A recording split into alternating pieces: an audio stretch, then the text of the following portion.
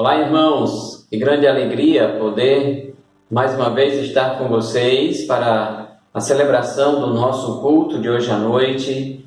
Alegria pela graça do Senhor que tem sido sem medida derramada sobre nós. Alegria porque somos o seu povo, porque somos a sua igreja. E alegria porque Ele tem nos dado oportunidades de compartilharmos a sua palavra, ainda que de maneira virtual, por meio de nossas lives a cada semana, tanto no domingo quanto na quarta-feira, para edificação da vida de cada um dos nossos irmãos em Cristo e também para a evangelização daqueles que ainda não conhecem a Cristo como Salvador pessoal.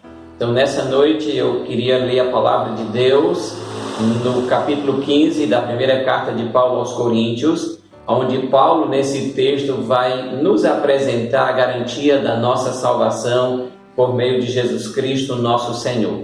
O texto, então, diz o seguinte: Irmãos, venho lembrar-vos o Evangelho que vos anunciei, o qual recebestes e no qual ainda perseverais. Por ele também sois salvos, se retiverdes a palavra, tal como vos-la preguei, a menos que tenhais crido em vão. Antes de tudo, vos entreguei o que eu também recebi, que Cristo morreu pelos nossos pecados, segundo as Escrituras, e que foi sepultado e ressuscitou ao terceiro dia, segundo as Escrituras. E apareceu a Cefas e depois aos 12, depois foi visto por mais de 500 irmãos de uma só vez, dos quais a maioria sobrevive até agora. Porém, alguns já dormem. Depois foi visto por Tiago, mais tarde por todos os apóstolos, e afinal, depois de todos, foi visto também por mim, como por um nascido fora de tempo. Porque eu sou o menor dos apóstolos, que mesmo não sou digno de ser chamado apóstolo, pois persegui a igreja de Deus. Mas, pela graça de Deus, sou o que sou, e a sua graça, que me foi concedida, não se tornou vã. Antes trabalhei muito mais do que todos eles. Todavia, não eu, mas a graça de Deus comigo. Portanto, seja eu ou sejam eles, assim pregamos e assim crestes. Ora, se é corrente pregar-se que Cristo ressuscitou de entre os mortos, como, pois, afirmam alguns dentre vós, que não há ressurreição de mortos. E se não há ressurreição de mortos, então Cristo não ressuscitou. E se Cristo não ressuscitou, é vã a nossa pregação e vã a vossa fé. E somos tidos por falsas testemunhas de Deus, porque temos asseverado contra Deus que Ele ressuscitou a Cristo, ao qual Ele não ressuscitou, se é certo que os mortos não ressuscitam. Porque se os mortos não ressuscitam, também Cristo não ressuscitou. E se Cristo não ressuscitou, é vã a vossa fé, e ainda permaneceis nos vossos pecados. E ainda mais, os que dormiram em Cristo pereceram. Se a nossa esperança em Cristo se limita apenas a essa vida, somos os mais infelizes de todos os homens. Então, Paulo faz uma apresentação nesse texto do Evangelho para lembrar aos irmãos da igreja de Corinto o penhor, a garantia da salvação que eles tinham em Cristo Jesus.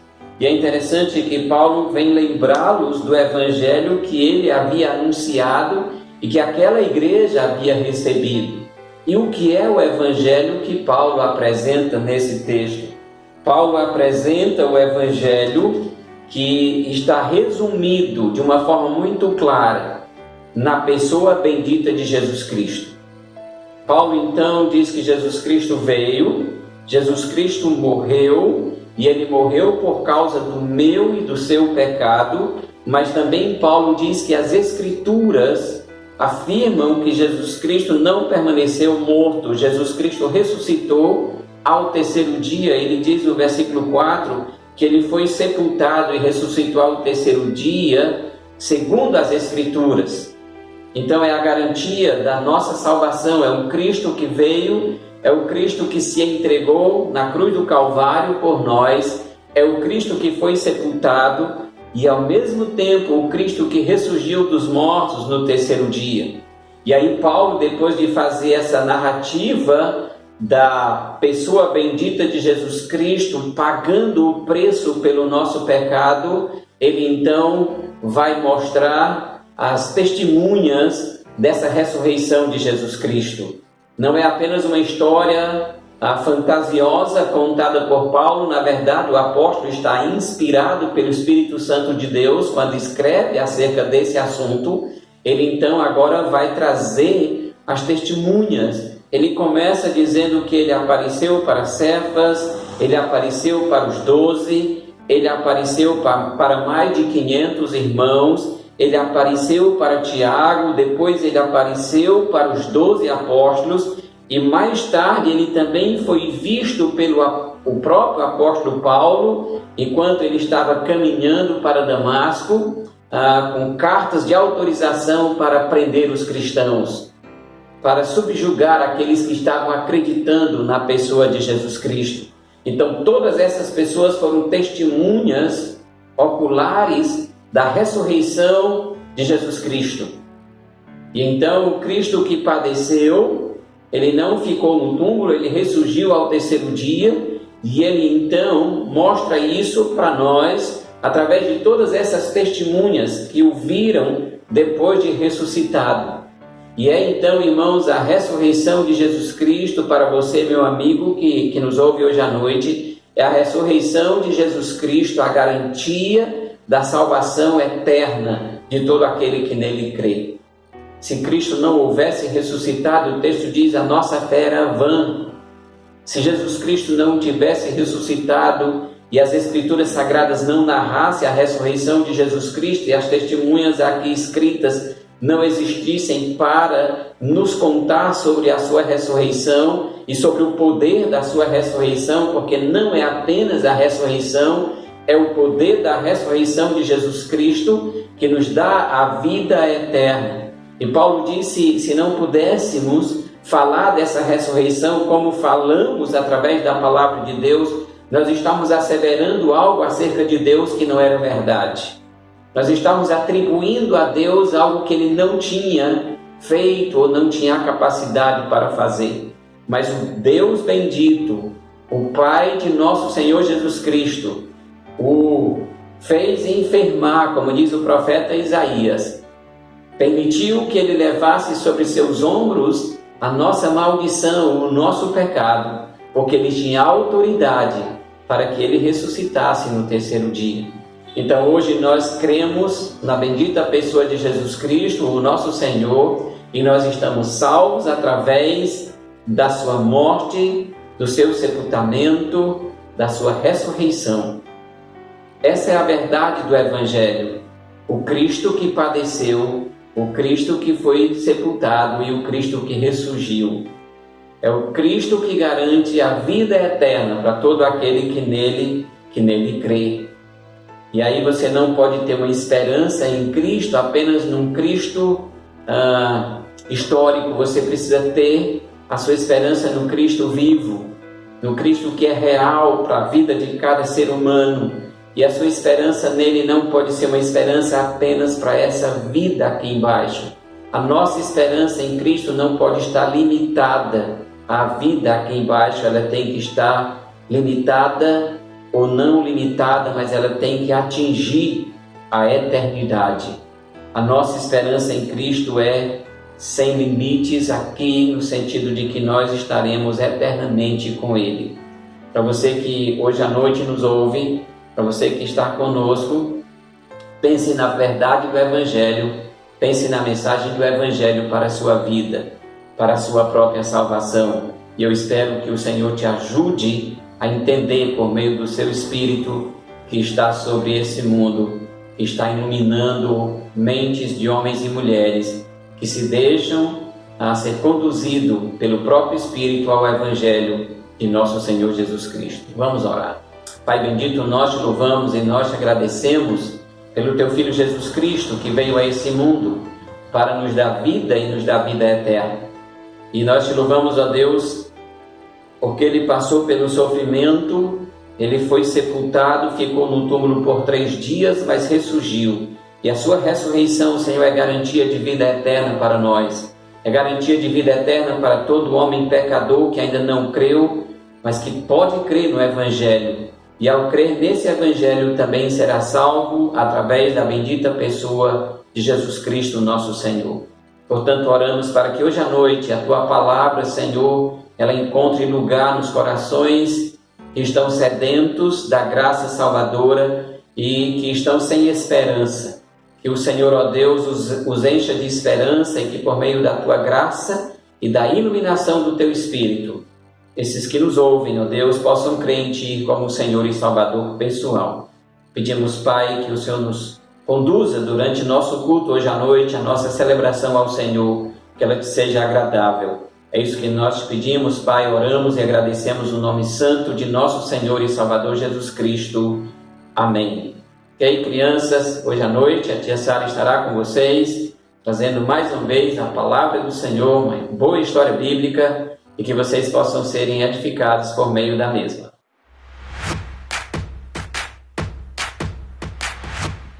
Oi, crianças! Tudo bom com vocês? Boa noite! Eu espero que todo mundo esteja bem, em casas, né? Guardado pelo Senhor. A tia Sara tá com muita saudade de todos vocês. A gente não pode ainda se ver pessoalmente, né? Fisicamente, nos abraçar, nos beijar e tudo. Mas a gente tá podendo nos ver por aqui, né? Pelos cultos online e também pela nossa sala dia de sábado, né? Todo sábado a gente tem a nossa sala e a gente vai poder se ver por lá e aprender mais de Deus.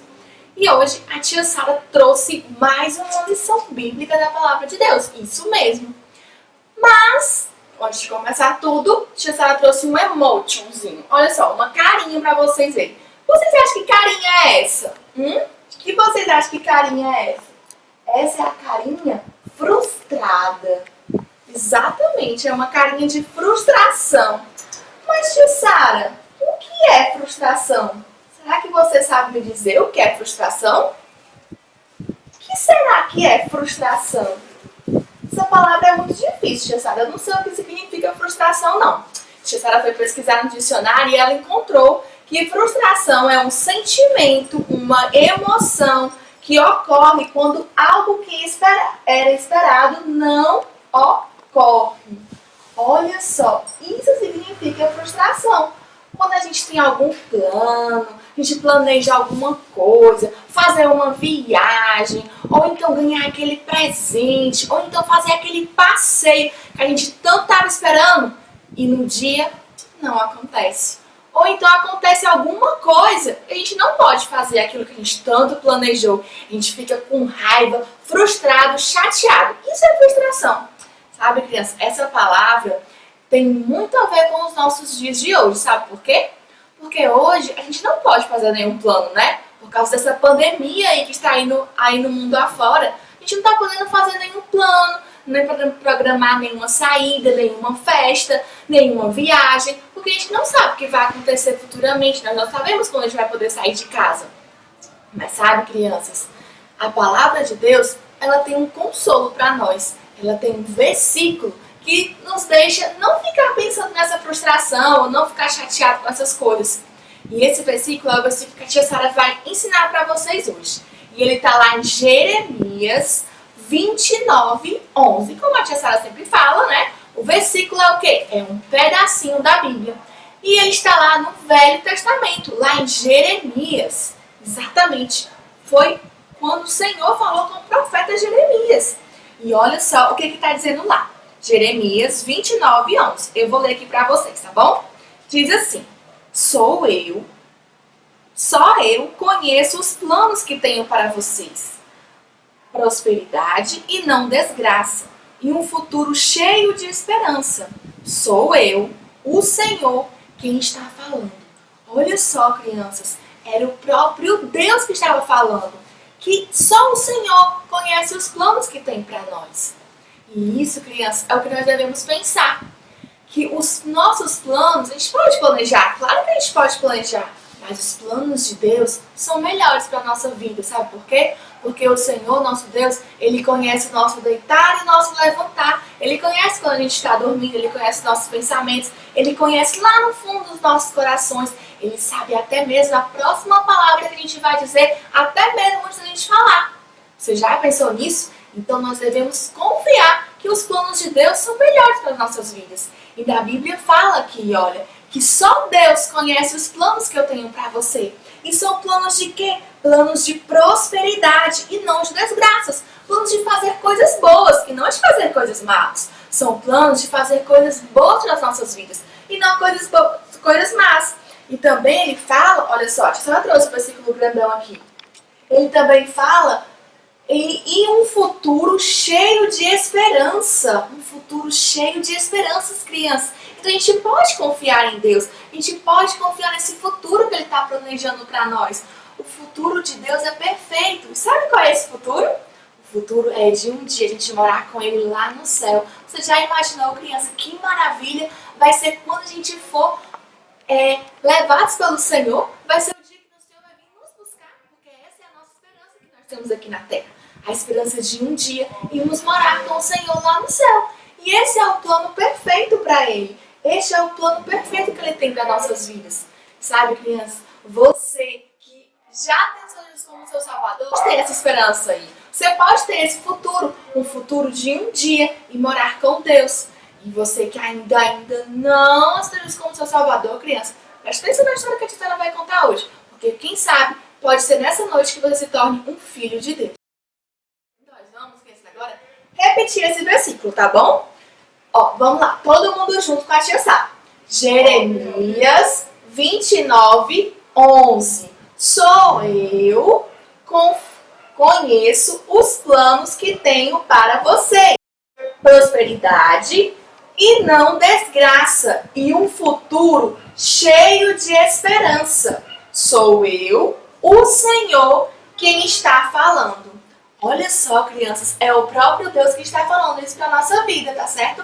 Então, se você estiver frustrado com alguma coisa, que alguma coisa não está dando certo, ou então você já está cansado de ficar em casa, lembre desse versículo. Lembre que o Senhor tem planos para as nossas vidas. E o plano dele é de coisas boas e não de coisas más. Então, não fique assim, não fique triste. Saiba que o Senhor está preparando algo maravilhoso para a gente. E com esse versículo, crianças, eu quero começar a lição de hoje. E a lição que a senhora vai contar hoje se passa em uma fazenda. Você já viu para alguma fazenda? A senhora já foi para uma fazenda. E o que tem numa fazenda? Ah, tem cavalos, tem criações de galinha, né? Tem o que mais? Tem pato, né? Tem lugares que tem patos, cavalos, vacas, né? Tem plantações de muitas coisas, exatamente. E a história que a gente vai contar tá lá em Lucas 15, a partir do 11, tá certo? Do versículo 11. Se você quiser depois ver na sua Bíblia, você pode ir lá. Em Lucas 15, a partir do versículo 11, tá bom? E a nossa história se passa numa fazenda, exatamente. E nessa fazenda, crianças, moravam 2 irmãos e o seu pai, certo? Então, moravam 2 irmãos e o seu pai. E um certo dia, o irmão mais novo que morava naquela fazenda, olha só, crianças, ele era o filho do dono da fazenda, tá?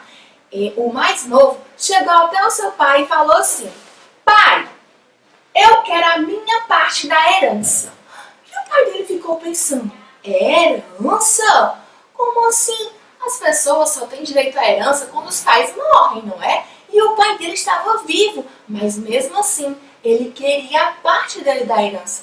O pai dele ficou bastante triste com isso. Mas, como ele amava muito o seu filho, ele pegou a parte dele da herança e deu para o seu filho. E então, passando alguns dias, aquele filho arrumou suas coisas e partiu em uma viagem para um país bem distante. E ele foi para essa viagem, sabe, crianças? Ele tinha vários planos na sua cabeça. Planos que ele ia conseguir fazer várias coisas com aquele dinheiro. Ele ia conseguir várias coisas com aquele dinheiro. Ele estava planejando várias coisas. Então, até que ele chegou em um certo país bem distante de onde ele morava.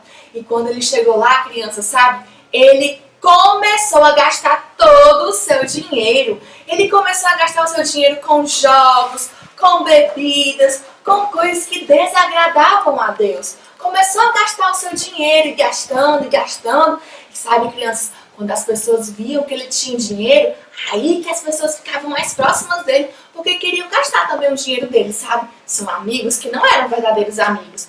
E as pessoas começaram a ficar perto dele porque ele gastava o seu dinheiro, gastando mesmo como se o seu dinheiro nunca fosse acabar.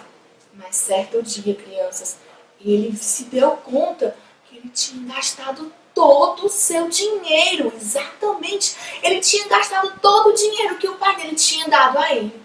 E ele ficou muito preocupado, porque agora ele já não tinha mais como se sustentar naquele lugar. Ele não tinha dinheiro nem para comer. Então ele começou a procurar os seus amigos, e seus amigos começaram a ficar distante dele, porque viram que ele não tinha mais dinheiro. E ele começou a pedir e procurar emprego em todos os lugares. Até que um homem, crianças, deu um emprego para ele. Mas o emprego que este homem deu para ele foi um emprego, crianças, de cuidar de porcos. Sim, exatamente. Um emprego onde ele cuidava de porcos, onde ele cuidava dos porcos, e ele estava com tanta fome, criança. A Bíblia fala que lá naquele país onde ele estava tendo uma grande fome.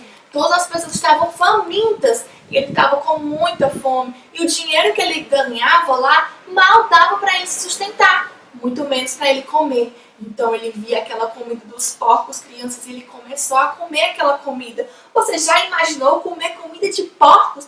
Porcos só comem os restos que sobram. E ele estava com tanta fome que ele se viu no ao ponto de comer isso. E sabe, crianças, naquele momento ele ficou muito frustrado. Exatamente, igual a palavra que a gente viu no começo. Ele ficou muito frustrado porque todos os planos que ele tinha na sua mente, nenhum plano tinha dado certo. E ele se tocou, criança, que sabe, lá na fazenda onde o pai dele morava, onde ele morava um dia, o pai dele dava da própria comida dele para os seus empregados. E ele pensou, já sei, eu vou voltar lá para a fazenda do meu pai. Eu vou chegar lá e vou pedir para ele, pai, por favor, deixa eu ser um dos seus empregados, deixa eu ser um dos que trabalha para o senhor, porque assim, pode ser assim que ele se sinta melhor e assim ele vai ter comida para ele comer. Então, crianças, foi isso que ele fez. Ele arrumou suas coisas e partiu de volta para a sua casa.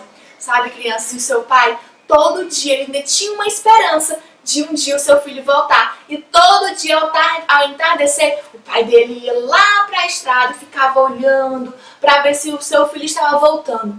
E um certo dia, crianças, isso aconteceu. O pai dele viu ele lá de longe voltando.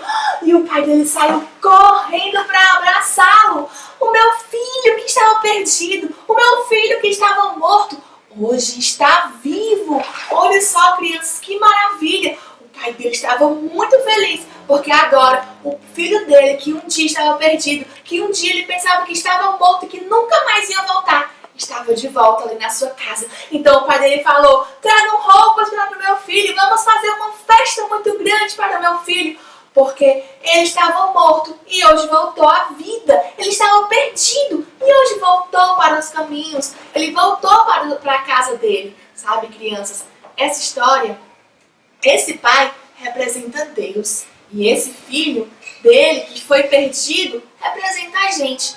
Às vezes, crianças, a gente faz coisas que desagradam a Deus. Às vezes a gente fica tão frustrado, tão chateado com os nossos planos que não dão certo, que a gente não quer olhar para Deus, que a gente deixa Deus de lado e quer fazer as coisas pelas nossas próprias forças, quer tentar fazer as coisas sem a ajuda de Deus.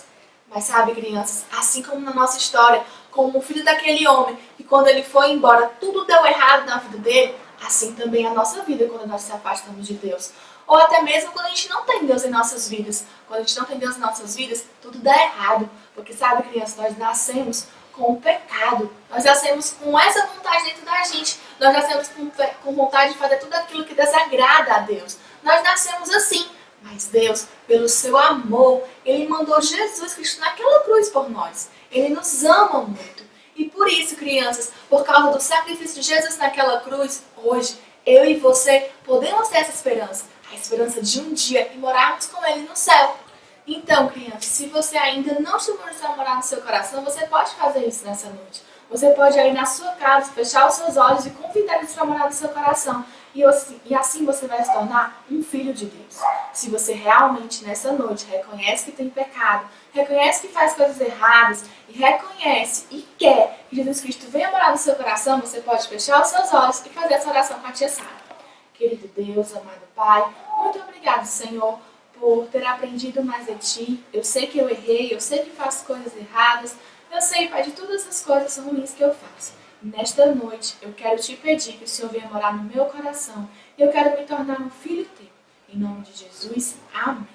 Criança, se você fez isso nessa noite, você pode ter a certeza no seu coração que você já se tornou um filho de Deus. Porque quando nós acreditamos e confiamos nele, na Bíblia fala que nós nos tornamos um filho de Deus. E o Senhor tem esse poder. Ele tem o poder de perdoar os nossos pecados e curar todas as nossas iniquidades. Sabe, crianças, assim como na história que nós aprendemos hoje, que aquele pai amou aquele filho, mesmo que ele pediu a herança e foi embora e depois voltou, nosso Deus também ama a gente. Ele também cuida de nós. E você, criança, que já aceitou Jesus, você é um filho de Deus. Saiba disso. Saiba que o Senhor está cuidando da gente em todos os momentos.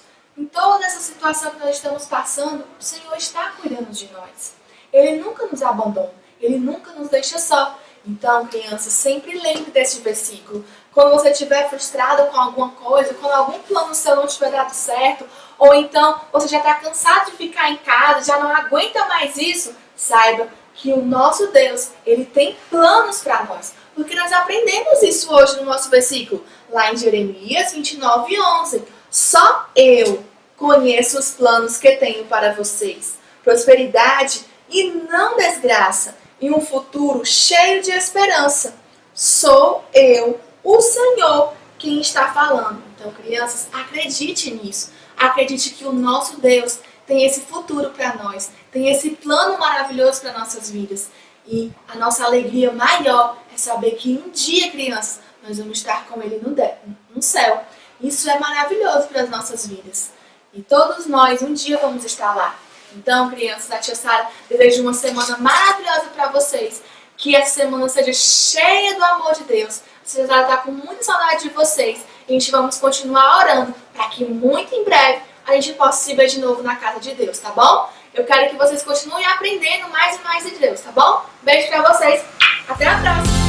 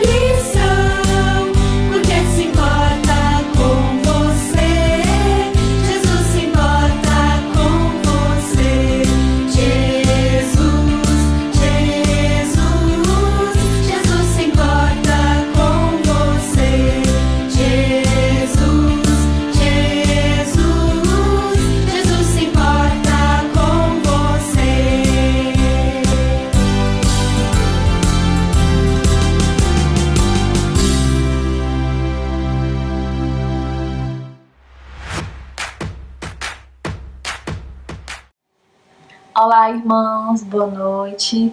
Mais uma vez aqui, né? Estou para juntos louvarmos a Deus e é um momento que nós podemos entoar louvores, dizer ao Senhor quanto nós o amamos, o quanto nós somos gratos a Deus por tudo que Ele tem feito por nós e sabemos que o Senhor, Ele continua no controle de tudo.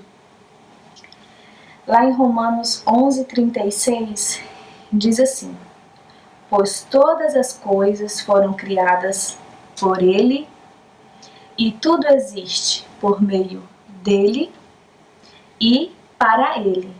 Glória a Deus para sempre. Nós fomos criados por Deus para o louvor da sua glória. Tudo foi criado por Deus. Nós podemos contemplar a sua grandeza, olhando para o céu, olhando para tudo, porque tudo foi criado por Ele. As estrelas, o Senhor chama cada uma pelo nome.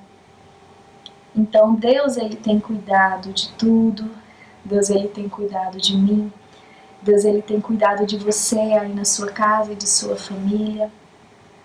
E Romanos 5,8 diz: mas Deus nos mostra o quanto nos ama quando Cristo morreu por nós, quando ainda vivíamos no pecado, né? Então, antes de tudo, o Senhor já nos amava.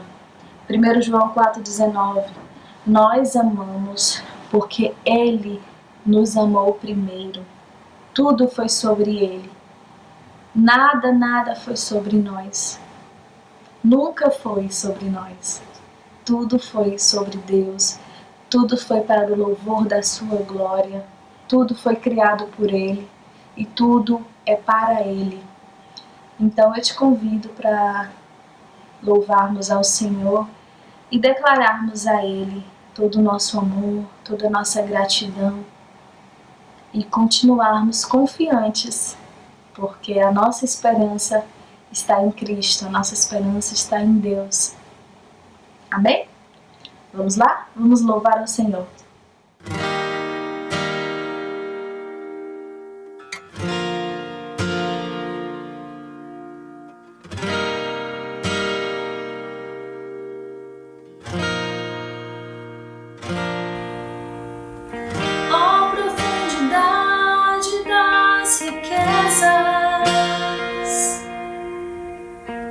Da sabedoria, do conhecimento de Deus.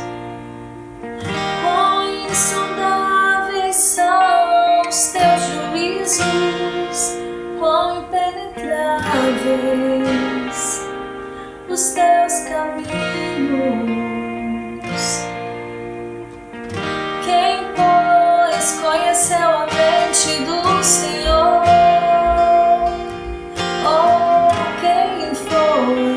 O seu conselheiro,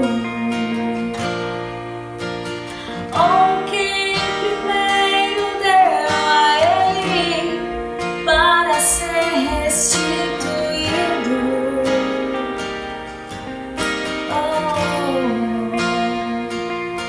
Porque dele, por meio dele, para ele são todas as coisas.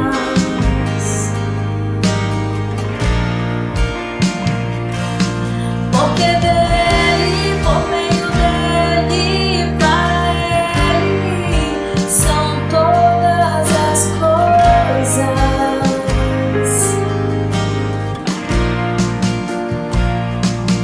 Nunca foi sobre nós, nem sobre o que podemos fazer. É tudo sobre você, tudo para você, Jesus. Sobre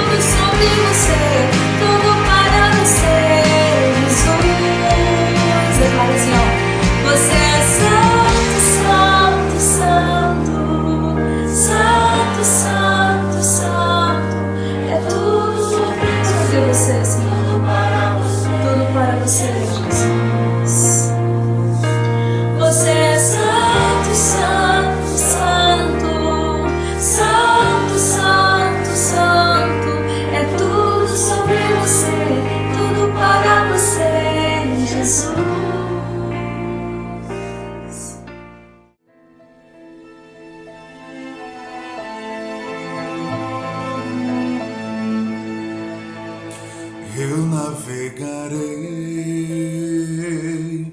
no oceano do Espírito e ali adorarei ao Deus do meu amor. Eu navegarei no oceano do Espírito e ali adorarei ao Deus do meu amor. Espírito, Espírito, que desce como fogo, vem como em Pentecostes e enche-me de novo. Espírito, Espírito, que desce como fogo, vem como em Pentecostes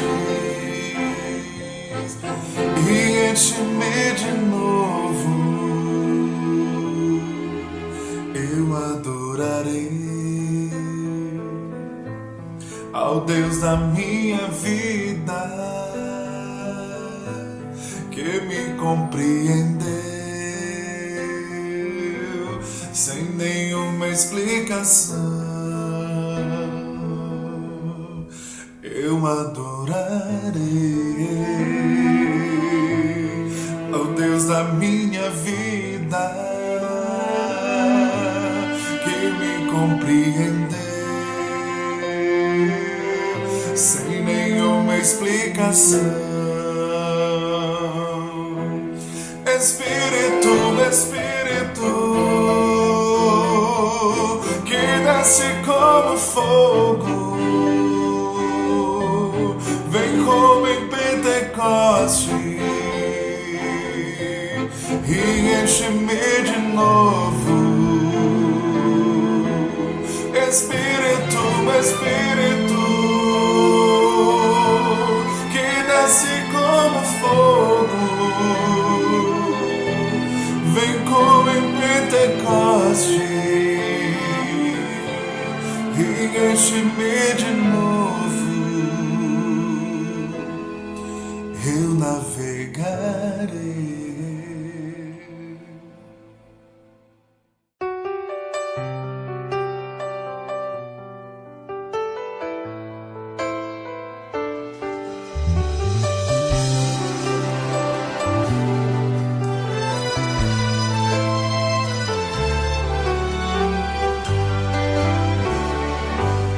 Amo, te peço, pois é o que anseia o meu coração. Desejo sempre estar em tua presença. Tu és a força da minha vida, o meu maior tesouro. Tudo que tenho e sou, eu devo só a ti. Me atraíste com tuas cordas de amor, me envolveste com os teus braços,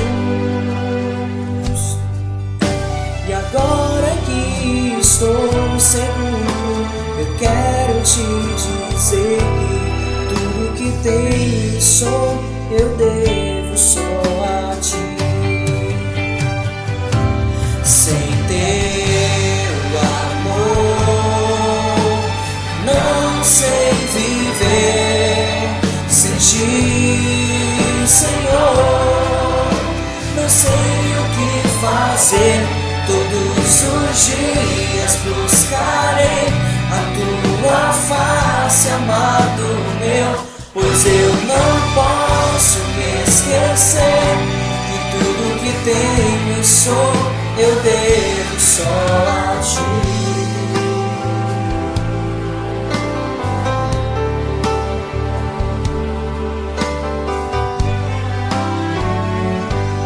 Me atraíste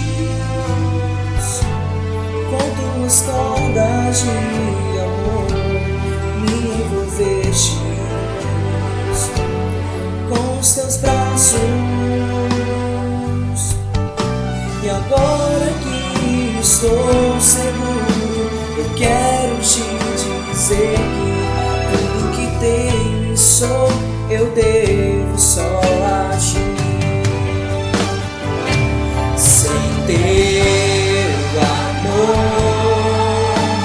não sei viver, sem ti, Senhor, não sei o que fazer. Todos os dias buscarei a tua face, amado meu, pois eu não posso me esquecer que tudo que tenho sou eu devo só a ti. Eu devo a ti, Senhor, tudo que sou,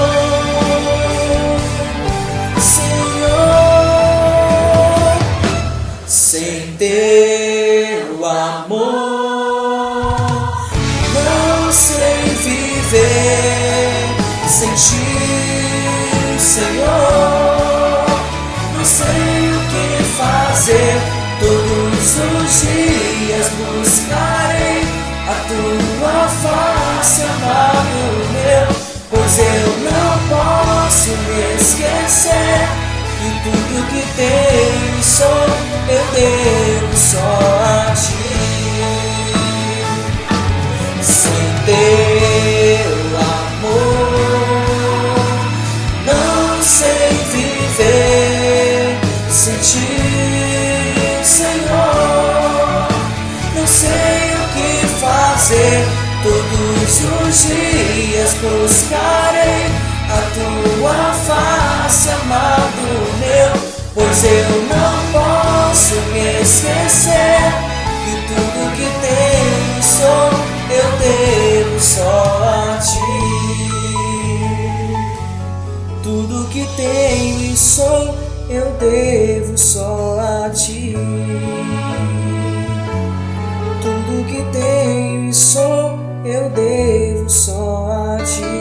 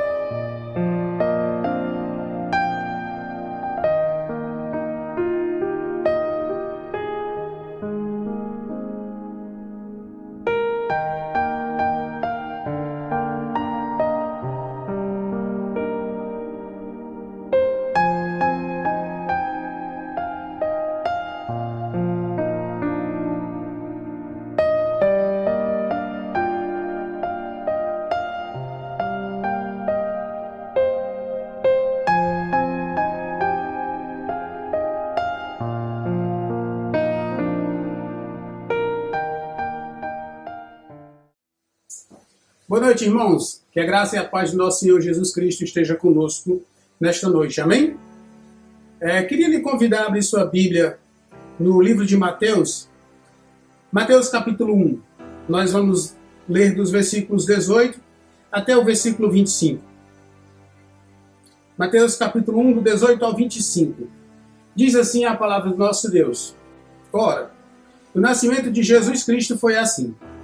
Estando Maria, sua mãe, desposada com José, sem que tivesse antes coabitado, achou-se grávida pelo Espírito Santo. Mas José, seu esposo, sendo justo e não a querendo infamar, resolveu deixá-la secretamente.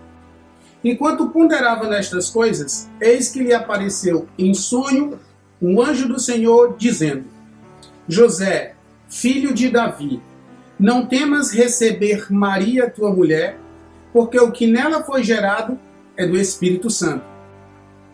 Ela dará à luz um filho, e lhe porás o nome de Jesus, porque ele salvará o seu povo dos pecados deles. Ora, tudo isto aconteceu para que se cumprisse o que fora dito pelo Senhor por intermédio do profeta. Eis que a virgem conceberá e dará à luz um filho, e ele será chamado pelo nome de Emanuel, que quer dizer Deus conosco. E despertado José do sono, fez como lhe ordenara o anjo do Senhor e recebeu sua mulher. Contudo, não a conheceu, enquanto ela não deu à luz um filho, a quem pôs o nome de Jesus. Vamos orar. Senhor Deus e amado Pai, bendito e eterno, Deus santo, justo e verdadeiro, Deus, a Ti nós rogamos neste momento que o Senhor se faça presente mais uma vez em nossas vidas, com o intuito de nos ensinar da Tua Palavra, com o intuito de nos admoestar através da Tua Palavra, porque nós anseiamos aprender mais e mais de Ti. Nós te rogamos por Jesus Cristo, Teu Santo Filho. Amém. Irmãos, atravessando dias difíceis. Essa é uma história muito conhecida, a história do nascimento de Jesus Cristo, mas também é a história mais importante de todas.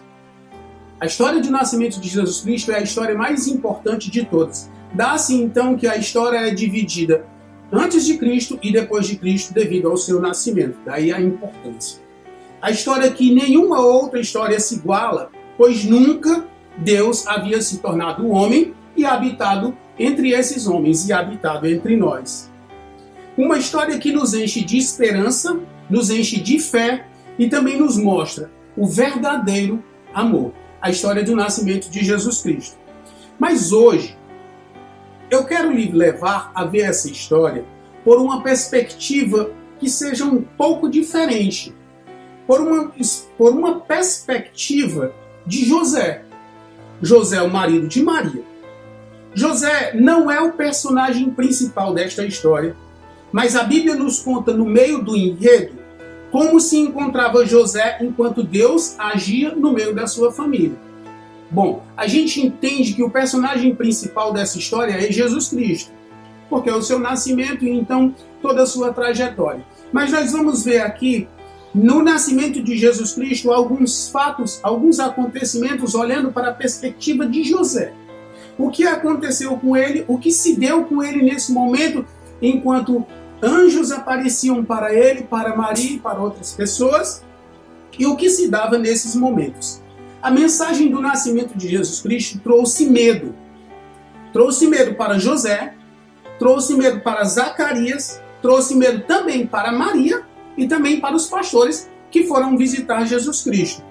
Trouxe medo para José, a gente vê no versículo 20, quando ele diz assim: quanto poderava nestas coisas? Eis que lhe apareceu em sonho um anjo do Senhor dizendo: José, filho de Davi, não temas receber Maria, tua mulher, porque o que nela foi gerado é do Espírito Santo.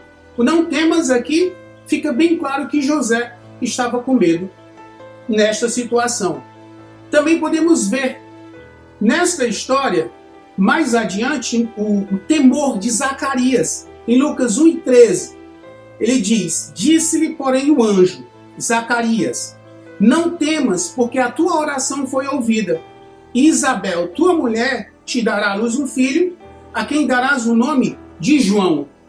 Essa história é paralela. Enquanto estava acontecendo aqui o nascimento de Jesus Cristo, o anjo também estava falando com Zacarias, o pai de João Batista. O outro não temas também é dado para a própria Maria, mãe de Jesus. Em Lucas 1:30, diz assim o texto sagrado: mas o anjo lhe disse: Maria, não temas, porque achaste graça diante de Deus. Maria também estava temerosa diante de toda essa situação. Outro não tema que nós temos atrelado a estes textos do nascimento de Jesus Cristo se dá aos pastores que foram visitá-lo. Dado o seu nascimento, então pastores saíram do local onde estava, guiados por uma estrela, foram até onde estava Jesus Cristo nascido. Lucas 2:10, o anjo, porém, lhes disse: não temais.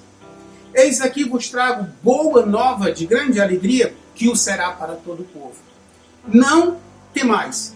Podemos ver aqui 4 não temais como uma prova de que essas pessoas que foram visitadas por anjo tiveram medo, não do anjo, mas das circunstâncias que estavam ali ao seu redor. Porque o inesperado nos provoca medo. Provoca medo em nosso coração uma situação que a gente não espera. E porque a gente não sabe o que vai acontecer depois, a gente fica com medo. Tudo estava indo bem com José, até essa chegada e até a gravidez de Maria. Ele estava noivo com a jovem dos seus sonhos. Ele estava fazendo planos para o seu futuro, como todo noivo e como toda noiva faz. Estava fazendo aqueles preparativos do casamento. Então estava tudo indo bem. Quando de repente ele descobre que Maria está grávida. Poxa vida, ele está noivo com Maria e Maria chega para ele e diz que está grávida. Tudo estava indo bem até esse momento. Rapidamente o mundo de José entra em colapso e ele começou a ter medo. Medo do futuro, medo do que viria, medo do que aconteceria, tanto com ele como com Maria, e a gente vai ver mais na frente sobre esses acontecimentos. Assim o nosso personagem se encontra com José, aqui se encontra com desconfiança, estava desconfiando de Maria, incerteza porque ele não saberia mais se casaria com a sua amada, com a sua noiva prometida. E ele também estava com medo. Medo pelo que viria. Medo pelo que iria acontecer, porque ele não estava mais com as circunstâncias na mão. Medo também porque ele a amava. E de repente ela aparece grávida. E olhando para José nesta noite, nós vamos aprender quando que nós não devemos temer. 3 pontos em que nós não devemos ter medo das coisas, da situação e do que se apresenta para nós. Em primeiro lugar, nós não devemos temer quando as coisas parecem inexplicáveis. Observe o versículo 18. O versículo 18 na Nova Versão Internacional, na NVI, ele diz assim, nos dá uma ideia melhor. Foi assim o nascimento de Jesus Cristo. Maria, sua mãe, estava prometida em casamento a José. Mas antes que se unissem, achou-se grávida pelo Espírito Santo. Eles estavam noivos. Mas antes que se consumasse o casamento, Maria apareceu grávida. José então ficou com medo porque ele concluiu que Maria tinha sido infiel. Se aquela gravidez não era dele, então era de outra pessoa. Então Maria foi infiel. Aí começa a passar pela cabeça dele, como é normal, passaria pela cabeça de qualquer um. O que aconteceu? Como é que minha noiva, que vai casar comigo, a minha prometida, aparece grávida para mim? Sem ter sido eu. O que aconteceu? Imbuído do medo, nós geralmente chegamos a conclusões equivocadas. Nós chegamos a conclusões equivocadas sobre o que realmente está acontecendo com as pessoas à nossa volta. Isso nos leva a ficar chocados e até mesmo decepcionados quando tiramos conclusões apressadas. Quando as pessoas ao nosso redor trazem notícias diferentes daquela que nós esperamos e notícias inesperadas, a gente tem medo. Isso é normal. Porque a gente recebe uma notícia impactante e agora? O que vai ser? Como é que vai se dar o futuro? O que eu vou fazer agora com essa notícia ou essa má notícia que eu tenho nas mãos? E foi por isso que Jesus nos alertou sobre o perigo de julgarmos os outros. Podemos entender que José estava fazendo um prejulgamento de Maria. Por quê? Porque ele teve medo, porque ela apareceu grávida para ele. E o Senhor Jesus, em Mateus 7, versículo 1, ele diz, não julgueis para que não sejais julgados. No 2 ele diz, porque com a medida com que julgais, sereis também julgados. À medida com que José estava julgando Maria, ele também seria julgado. À medida com que eu julgo alguém, eu também serei julgado. Aí a importância de nós termos esse cuidado de julgarmos as pessoas.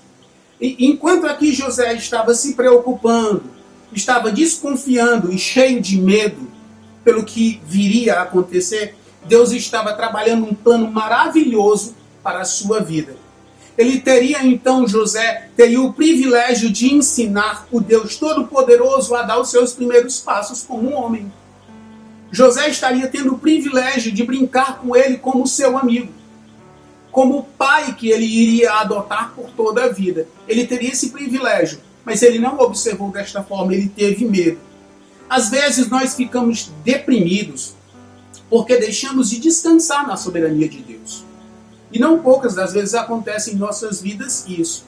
Deus está no controle de tudo. Mas nós achamos que o nosso caminho se fechou. Achamos que o nosso futuro acabou. Tenho ouvido nesses últimos dias relatos de pessoas que falaram exatamente isso. Pessoas que estão com essa doença, com o coronavírus, e que eles relatam que não via mais futuro com tudo isso. Aí batia o desespero. Não foi só uma nem duas pessoas. Eu conversei com muitas pessoas que estão com esse vírus e elas disseram exatamente isso. Bate um desespero tão grande na pessoa que a pessoa não sabe o que está por vir, não sabe o que vai acontecer, e aí dá o desespero e pensa-se então na morte. Então somente na morte. E aí afunda-se numa depressão, afunda-se no desespero. Achamos que a vida perdeu sentido.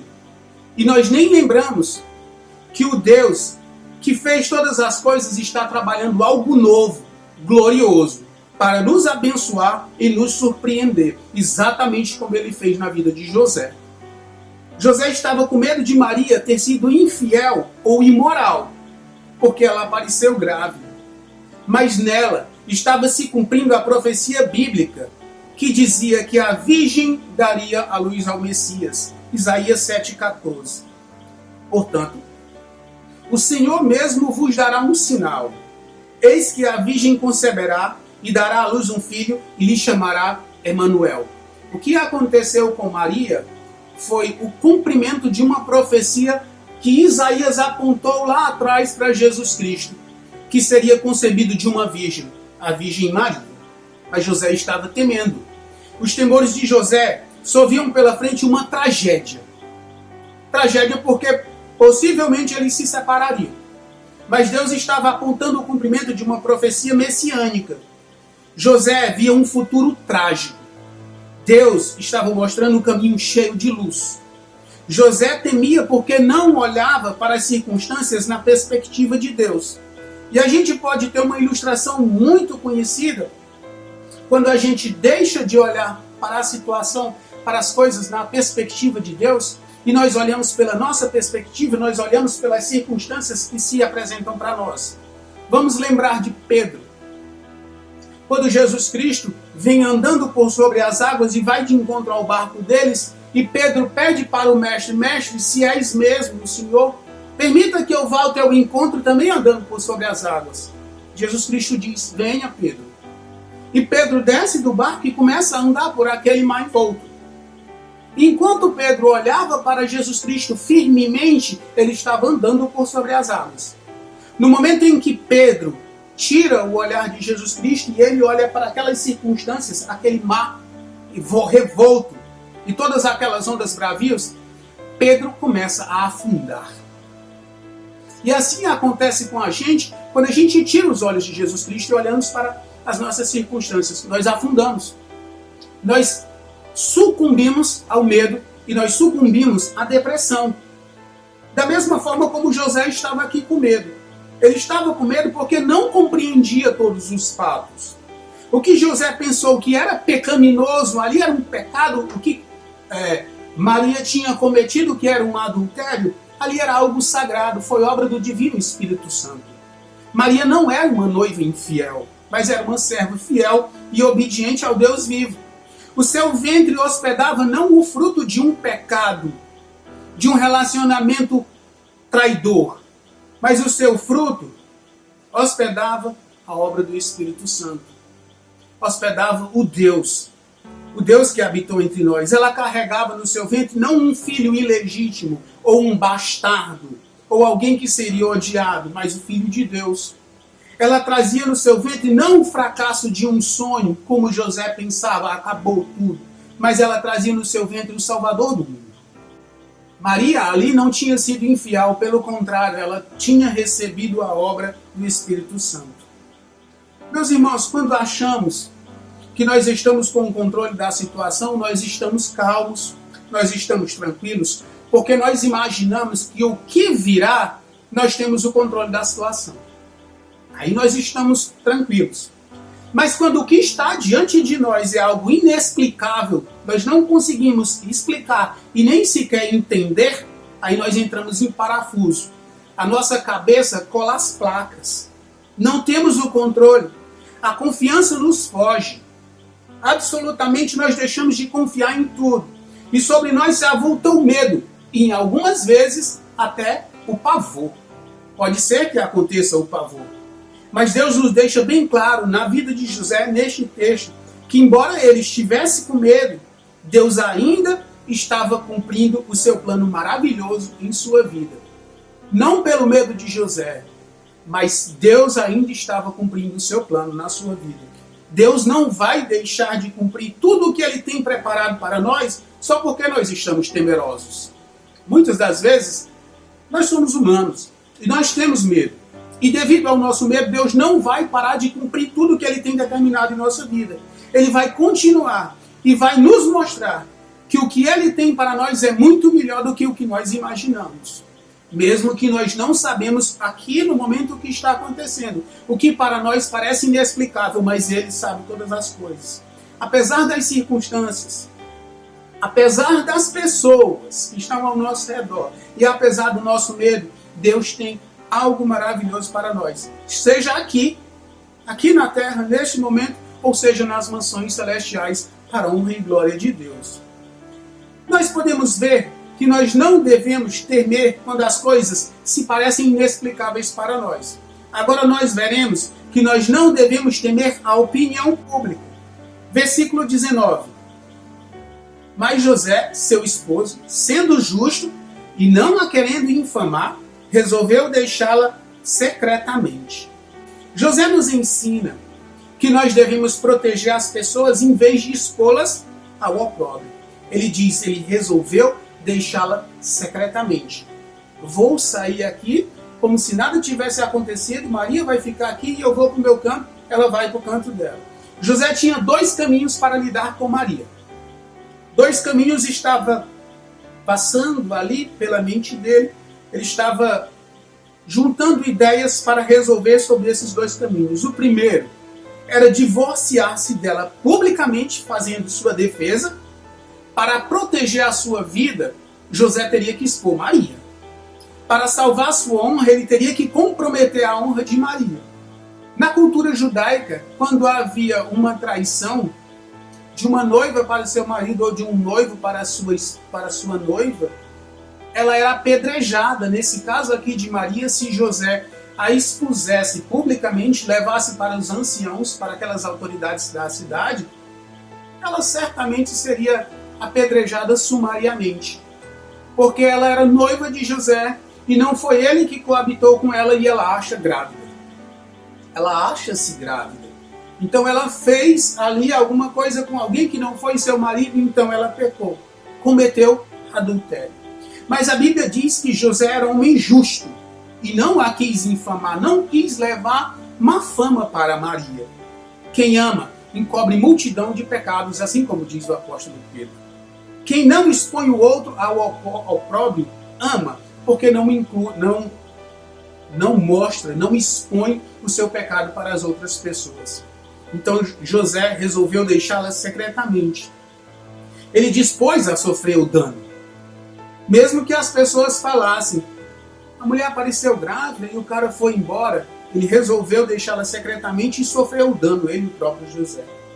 Ele não queria que Maria tivesse sua reputação destruída por um suposto pecado. Era o que ele estava imaginando, que ela o tinha traído, porque ela tinha aparecido grávida. José temeu o que os outros poderiam dizer ou poderiam fazer com Maria ao tomarem conhecimento dos fatos que ele suspeitava. E era claro, né? Se ela fosse pega em adultério, fosse confirmado o adultério, ela seria apedrejada. Irmãos, a nossa responsabilidade não é se preocupar com o que as outras pessoas pensam ou vão dizer de nós ou das nossas atitudes que tomamos. A nossa responsabilidade é fazer o que Deus determina que façamos. Essa é a nossa responsabilidade. Assim como José obedeceu ao anjo e continuou com Maria, mesmo apesar das pessoas falarem Quando tememos o que os outros vão pensar de nós, nós deixamos de fazer o que Deus nos manda fazer. Porque nós estamos mais preocupados com o que as pessoas vão falar ou com o que Deus falou para nós. Então é como a gente pode imaginar uma balança com pesos desiguais. Quando a gente se preocupa com o que Deus fala e obedece, nós estamos no centro da vontade dele. Mas se nós nos preocupamos com o que as pessoas vão falar sobre nós, aí nós estamos mais preocupados com os homens do que com Deus. Quando tememos o que os outros vão pensar ou falar, nos afastamos das pessoas que mais amamos por causa de nossas suspeitas infundadas. Também o temor da opinião pública pode nos manter distantes do melhor de Deus para a nossa vida. José, aqui ele estava a ponto de abandonar Maria e viver sozinho, renunciando então o seu amor e renunciando a sua amada. E se ele o fizesse, ele teria se privado do melhor de Deus para a sua vida.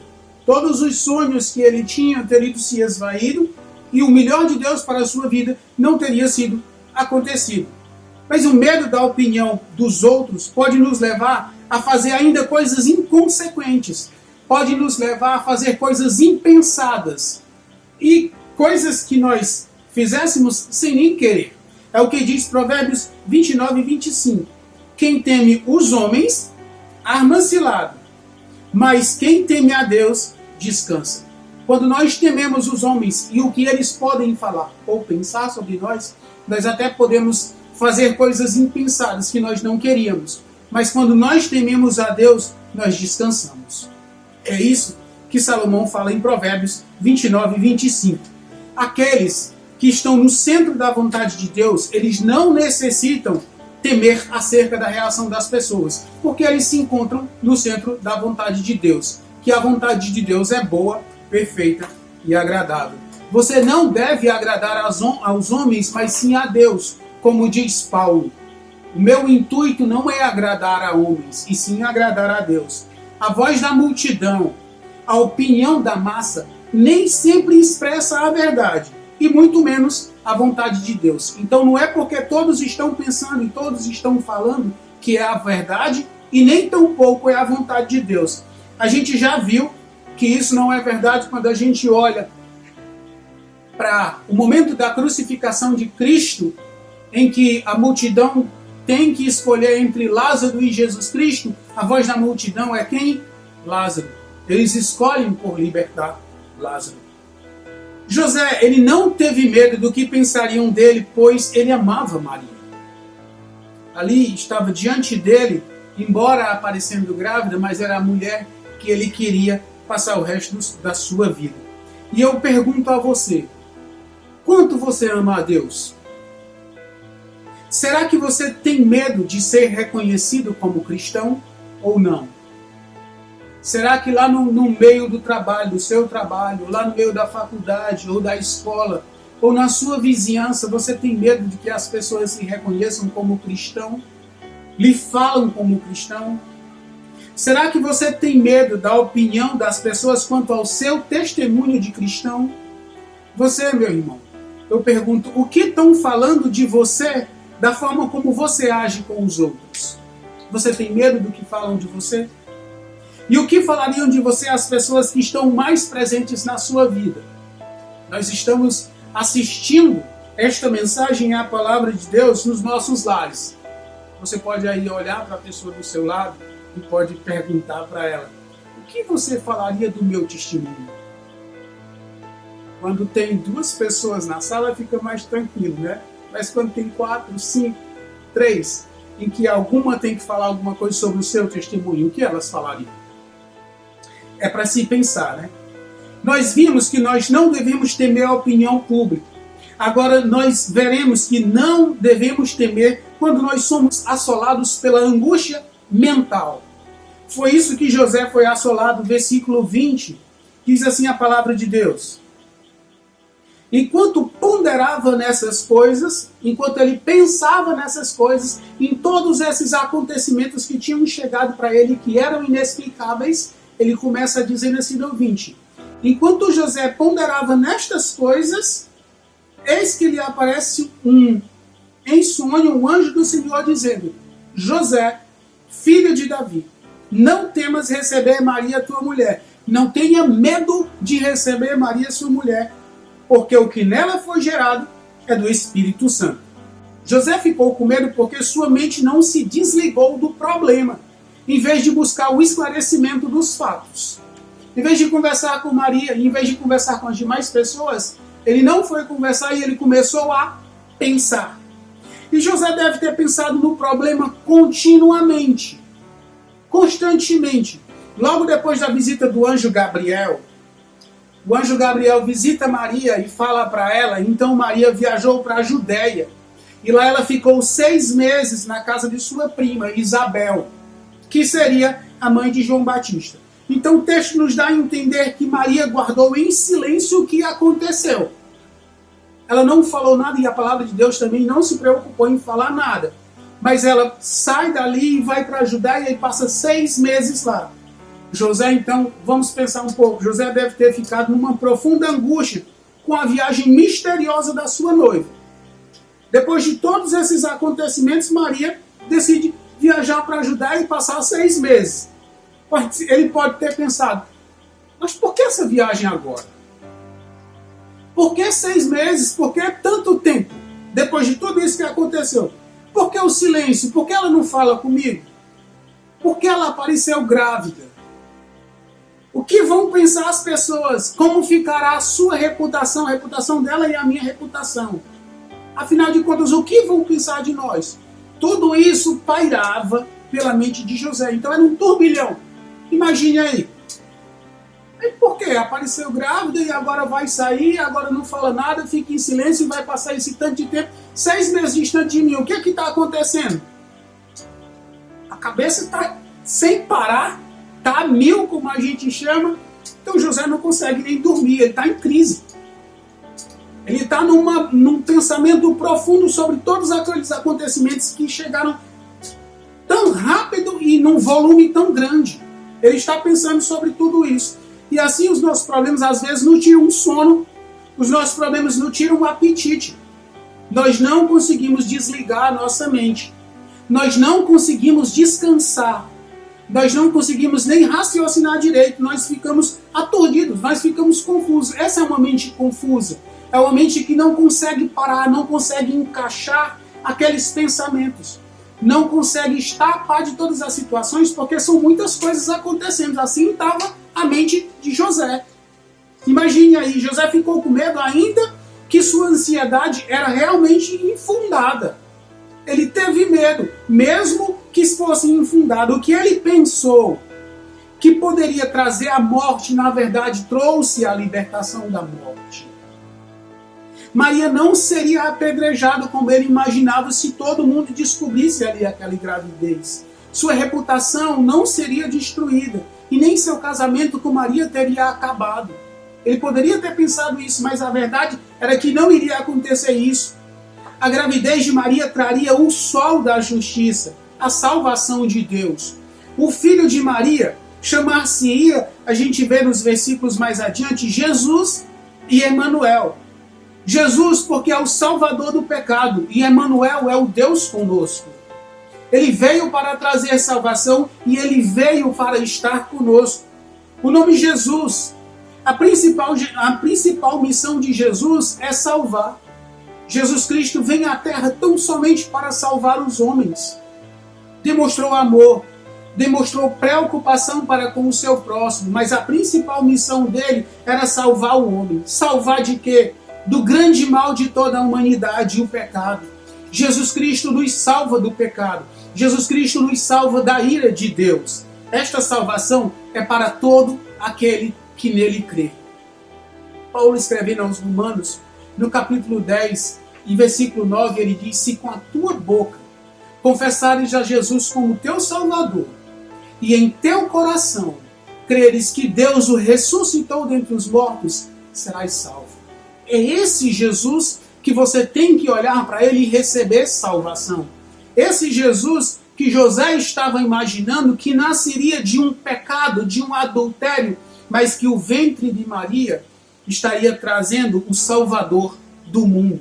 esse Jesus Cristo, o Emanuel, ele veio para estar conosco. Olhando para o Éden, a palavra de Deus diz que Deus estava com Adão e Eva e passeava com eles na viração do dia.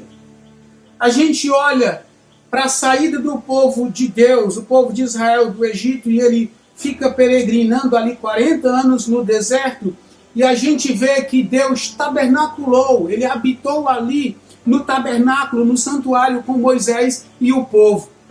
Nós vemos também no templo de Salomão que Deus desceu a sua glória ali no templo de Salomão e todo o povo pode ver. E aqui nós vemos a encarnação de Deus.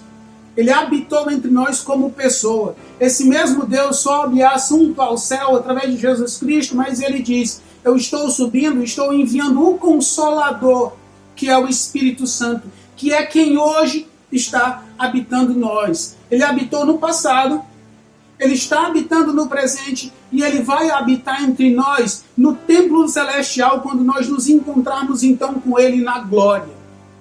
Nós nunca fomos abandonados por Deus.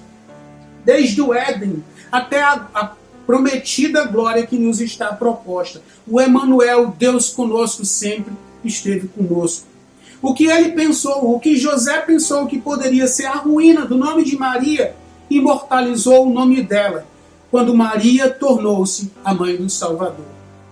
Maria teve o único, sublime privilégio de amamentar o Criador do universo. Maria teve o privilégio de carregar nos seus braços aquele que sustenta os céus e a terra.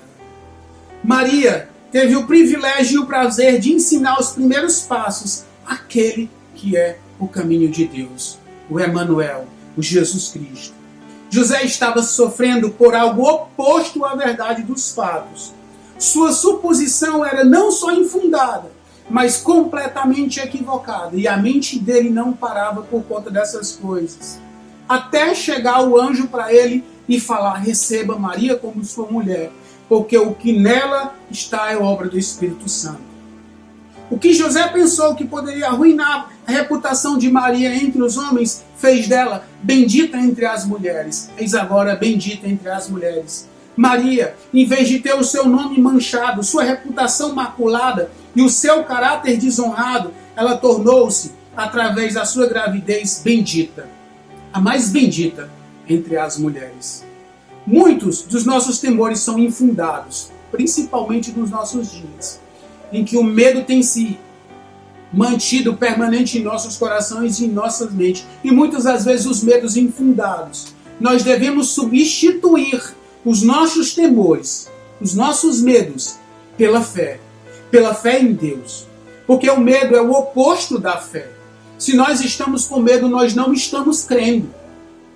Se nós estamos com medo, nós estamos em pecado contra Deus, porque Ele diz, Ele nos deu espírito não de medo, mas espírito de poder.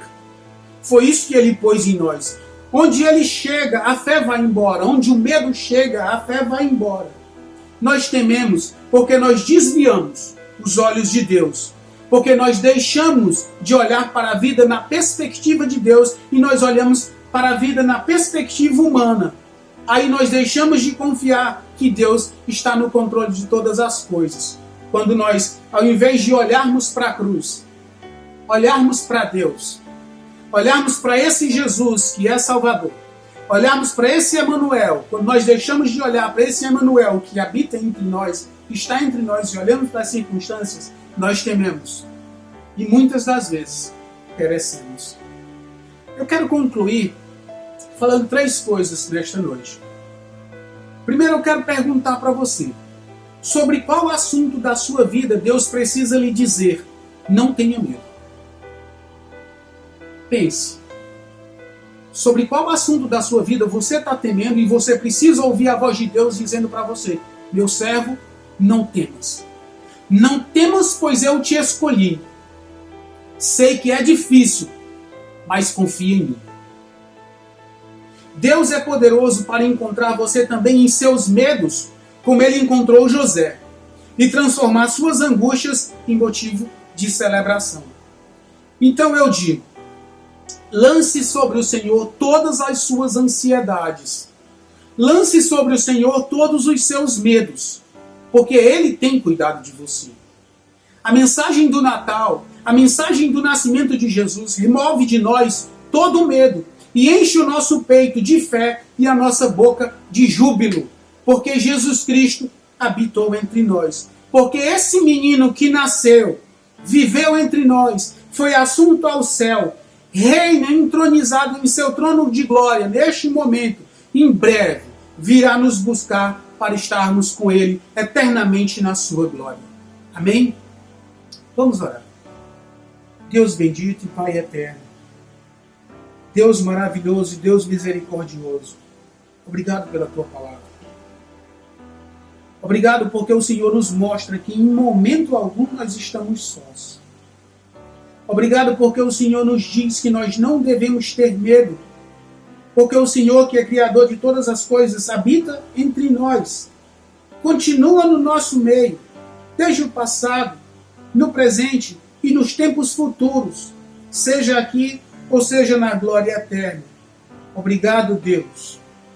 Em nome de Jesus Cristo. Amém. Muito bem, meus irmãos, louvamos ao Senhor pela palavra que podemos transmitir nessa noite por meio do nosso presbítero, Júnior Amorim. Esperamos que Deus abençoe a semana de cada um de vocês. Rogamos ao Senhor que nos cubra de graça, que traga paz aos nossos corações, contentamento em Deus e que Ele os abençoe com saúde, dando também aquilo que é necessário para o alimento de cada um de nós. Vamos orar ao Senhor e agradecê-lo e pedir a sua bênção para a nossa semana. Pai bondoso, nós te louvamos, Senhor, nós te agradecemos pela tua palavra que acabamos de ouvir. Nós abençoamos, ó Deus, a cada um daqueles que estiveram conosco nessa noite, abençoamos a sua igreja em nome de Jesus Cristo. Pedimos, Pai, que o Senhor nos dê uma semana de tranquilidade, de contentamento em Cristo Jesus, de quebrantamento diante do Senhor. Semana, ó Deus, onde nós possamos orar intensamente uns pelos outros, suplicando, Pai, o cuidado do Senhor, manifestando a Ti, ó Deus, a nossa gratidão por tudo aquilo que o Senhor tem feito por nós e continuará fazendo. Pai bondoso, nós oramos pelas pessoas que estão enfermas, por aqueles que estão nos hospitais.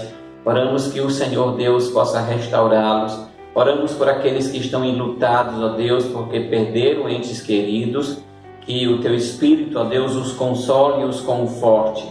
Que, ó Deus, a cada um possa depender do Senhor. Pedimos, Pai, pelos médicos, pelos enfermeiros, que o Senhor Deus esteja cuidando. Especialmente oramos pelos nossos irmãos em Cristo que estão nos hospitais, cuidando desses que estão enfermos. Nós oramos e os abençoamos em nome de Jesus Cristo, pedindo que o Senhor os proteja e os guarde, Senhor, desse vírus. Também pedimos, Pai, que o Senhor dissipe de sobre nós essa pandemia e que nós, ó Deus, possamos aprender lições para o nosso relacionamento pessoal com o Senhor, para o trabalho da igreja do Senhor aqui nesse mundo, quando todas essas coisas terminarem. E assim, Pai, nós pedimos, porque nós confiamos na graça de Jesus Cristo, nosso Senhor, que tem nos alcançado. Abençoa, Deus, cada pessoa que nos ouviu hoje à noite, cada pessoa que nos ouvirá nos próximos dias, através, ó Deus, da internet. Assim nós te pedimos, Pai, e abençoamos cada um no nome santo de Jesus Cristo.